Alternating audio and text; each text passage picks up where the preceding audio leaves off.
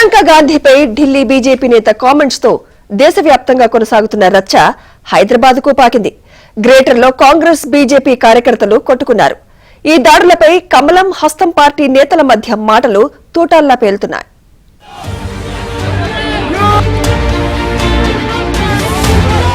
కాంగ్రెస్ అగ్రనేత ఎంపీ ప్రియాంక గాంధీపై ఢిల్లీకి చెందిన బీజేపీ నేత రమేష్ బితూరి చేసిన వ్యాఖ్యలు రాజకీయ వాతావరణాన్ని వేడెక్కించాయి. ఆ కామెంట్స్ కు నిరసనగా యూత్ కాంగ్రెస్ నేతలు నాంపల్లిలోని బీజేపీ కార్యాలయం ముట్టడికి వెళ్లారు. అక్కడ ఉన్న బీజేపీ కార్యకర్తలు ఎదురుదాడి చేశారు. ఈ క్రమంలో కాంగ్రెస్ కార్యకర్తలు బీజేపీ ఆఫీస్ పైకి రాళ్లు విసరడంతో పరిస్థితి ఉద్రిక్తంగా మారింది.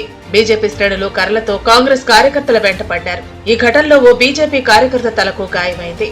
పెద్ద ఎత్తున పోలీసులు మోహరించి ఇరు పార్టీల కార్యకర్తలను చెదరగొట్టారు.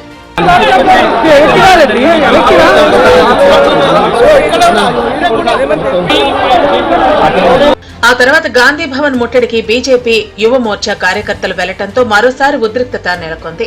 కార్యకర్తలను పోలీసులు అడ్డుకున్నారు. బారికేడ్లు తొలగించి గాంధీ భవన్ వైపు దూసుకెళ్లేందుకు బీజేపీ శ్రేణులు యత్నించాయి. గాంధీ భవన్ వద్ద ఏర్పాటు చేసిన ఫ్లెక్సీలను చింపేశారు. వారిని అడ్డుకోవడానికి పోలీసులు ప్రయత్నించడంతో మరోసారి టెన్షన్ ఏర్పడింది.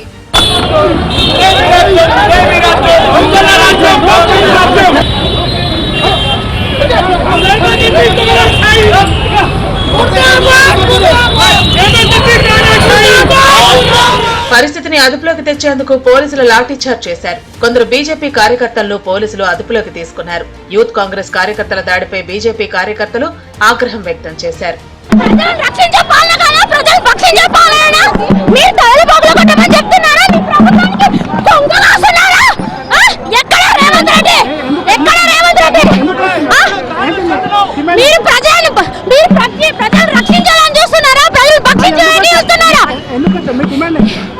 ఈ రోజు రేవంత్ రెడ్డి గారి యూత్ కాంగ్రెస్ ప్రభుత్వంలో జరిగిన ఏదైతే దాడి ఉందో బీజేపీ కార్యాలయంలో చాలా మంది నాయకులు తలలు పగిలి చెయ్యిలు విరిగి హాస్పిటల్లో చికిత్స పొందుతున్నారు.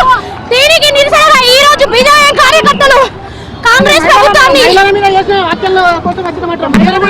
ఎక్కడ జరిగినాయండి, ఇక్కడున్న వాటిని గమనించి చూడమని చెప్పండి, ఇక్కడున్న ప్రజలు కళ్ళు వేసుకోమని చెప్పండి.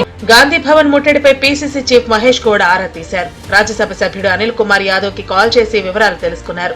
ప్రజాస్వామ్య పద్ధతిలో నిరసన ఉండాలే తప్ప దాడులు సరికాదని రెండు పార్టీల కార్యకర్తలకు మహేష్ గౌడ్ సూచించారు. అయితే శాంతియుతంగా నిరసన తెలియజేస్తున్న కాంగ్రెస్ కార్యకర్తలపై కట్టెలు, రాళ్లతో దాడి చేశారని ఎంపీ అనిల్ కుమార్ యాదవ్ మండిపడ్డారు.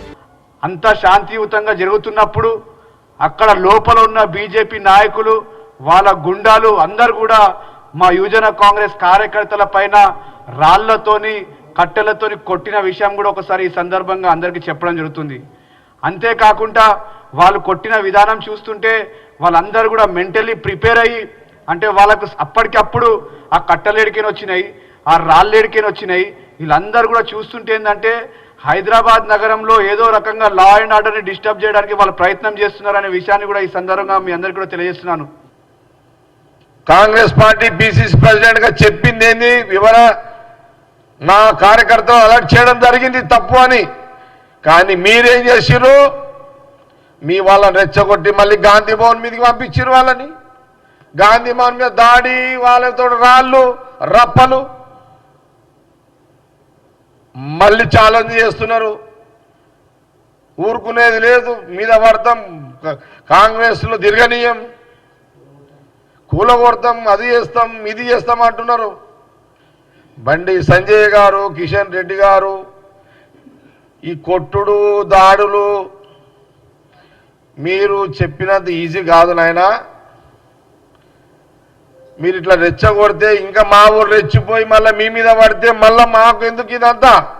కాంగ్రెస్ కార్యకర్తలు దాడి చేస్తున్న పోలీసులు ప్రేక్షక పాత్ర వహించారని కేంద్ర మంత్రి కిషన్ రెడ్డి అసంతృప్తి వ్యక్తం చేశారు. ఇది ఎంతవరకు సమంజసమన్నారు.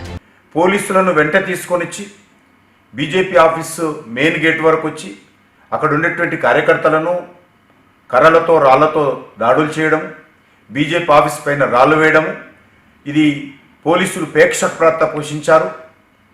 నేను ఈ సందర్భంగా హైదరాబాద్ పోలీస్ కమిషనర్ను అడుగుతా ఉన్నాను, మీ పోలీసులు ఈ రకంగా వివరించడం ఎంతవరకు సమంజసం అని అడుగుతా ఉన్నాను. భారతీయ జనతా పార్టీ కార్యకర్తలను తలలు పగలగొట్టడం, రక్తం వచ్చే విధంగా రాళ్లతో కర్రలతో కొట్టడం, ఇది ఎక్కడ సమంజసం అని అడుగుతా ఉన్నాను. ఈ 2 ఘటనలతో గాంధీ భవన్ బీజేపీ కార్యాలయాల వద్ద పోలీసులు భారీగా మోహరించారు.